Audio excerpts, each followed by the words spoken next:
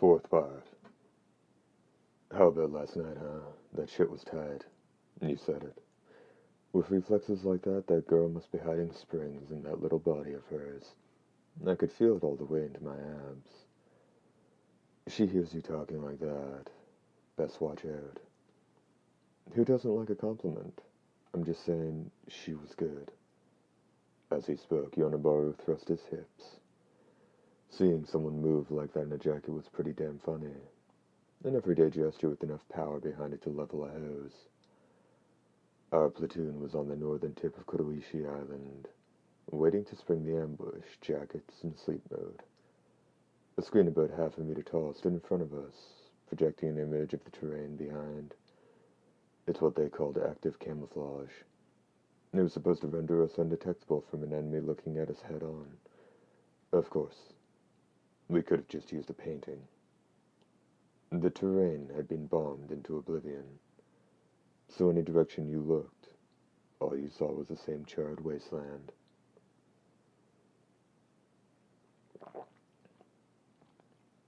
Most of the time the mimics lurked in caves that twisted deep under the seabed.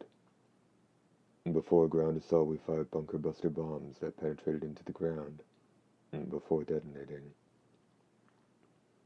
Eat that. Each one of those babies cost more than I'd make in my entire lifetime, but the mimics had an uncanny way of avoiding the bombs. It was enough to make you wonder if they were getting a copy of our attack plans in advance. On paper, we may have had air superiority, but we ended up in a drawn-out land war anyhow. Since our platoon was part of an ambush, we weren't packing the large-bore cannons, massive weapons that were each the size of a small car fully assembled.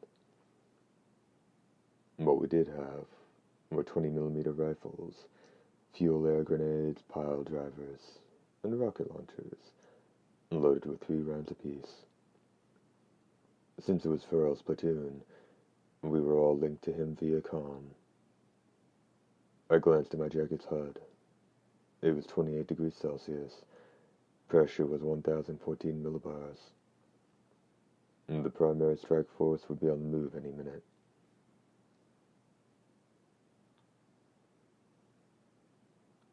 Last night, after that endless hour of PT, I decided to go to the party. It wasn't what I remembered doing from the dream, but I didn't really feel like rereading that book. The part about helping Yonabar up to his bunk after he stumbled back to the barracks stayed the same. Word around the platoon was that Yonabaru's girlfriend was a jacket jockey too.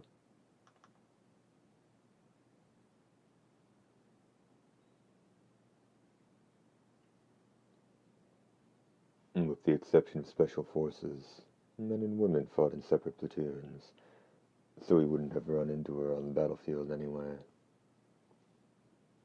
If, and I'm just talking, but if one of you got killed, I ventured, I'd feel like shit. But you still see each other anyway. Heaven ain't some Swiss bank account. You can't squirrel away money in some secret account up there and expect to make a withdrawal.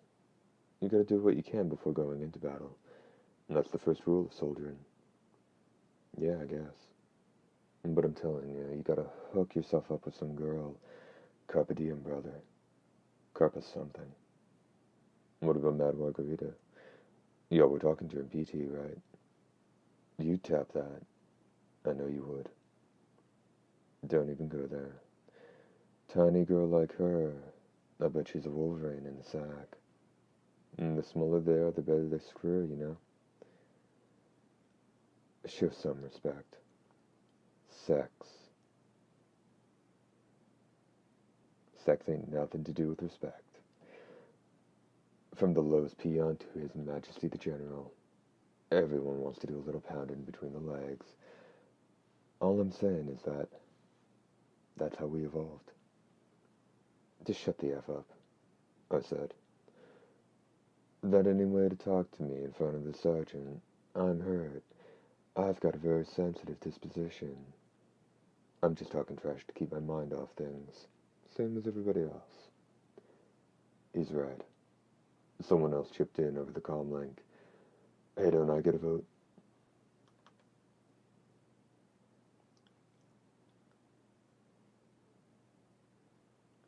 It was like this was the excuse everyone in the platoon had been waiting for.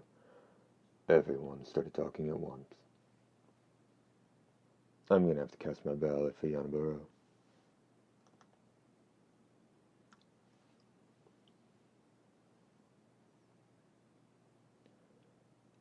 I've set this thing to filter out your jokes, so stop wasting your breath.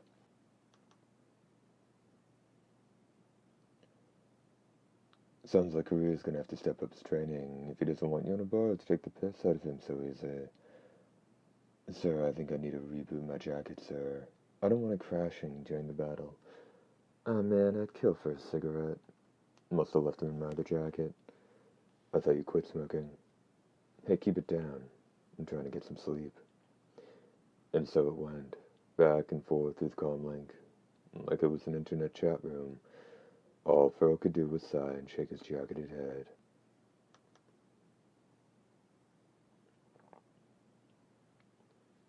When you're so nervous you've run out of nails to bite, thinking about something you enjoy helps take the pressure off. They taught us that in training, too. Of course, you get a bunch of animals like these together, pretty much the only thing they think about is sex. There was only one girl I could think about. My sweet little librarian, whose face I could hardly picture anymore. Who knew what she was doing? It had been half a year since she got married. She was probably knocked up by now. I enlisted right after I graduated from high school, and she broke my heart. I don't think the two things were related. Who can say?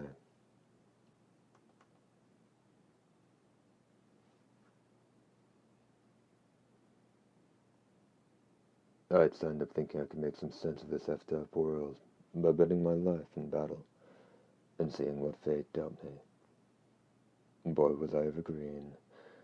If I was tea green now, I must have been lime green back then. Turns out my life isn't even worth enough to buy one of those pricey bombs. And what cards fate had dealt me don't have any rhyme or reason. Nuts to this. If we're not gonna dig trenches, can't we at least sit? Can't hide if we're digging trenches. And this act of camouflage ain't good for shit. Is to say they don't see better than we do anyhow. And they aren't supposed to be able to see the attack choppers either, but they knock them into the sky like balloons in a shooting gallery. And made for a hell of a time at Okinawa. If we run into the enemy, I'll be sure to give him an eye test. I still say the trench is man's greatest invention. My kingdom for a trench. You can dig all the trenches you want once we get back. My orders. Isn't that how they torture prisoners? My pension to the man who invents a way to fasten your... Shit, it started. Don't get your balls blown off, gents. The furrow shouted. The din of battle filled the air. I could feel the shudder of distant shells exploding. I turned my attention to Yonabara. After what happened in PT, maybe my dream was just a dream. But if Yonabara died by my side at the beginning of the battle, I'd never forgive myself. I replayed the events of the dream in my head. The javelin had come from 2 o'clock. It had flown right through the camouflage screen, leaving it in tatters. All about a minute after the battle started, good for take. My arms were shaking. An itch developed in the small of my back. A wrinkle in my inner suit pressed against my side. What are they waiting for? The first round didn't hit Yonabaru. The shot that was supposed to have killed him was headed for me instead. I didn't have time to move a millimeter. I'll never forget the sight of that enemy javelin flying straight at me. Fourth part, end.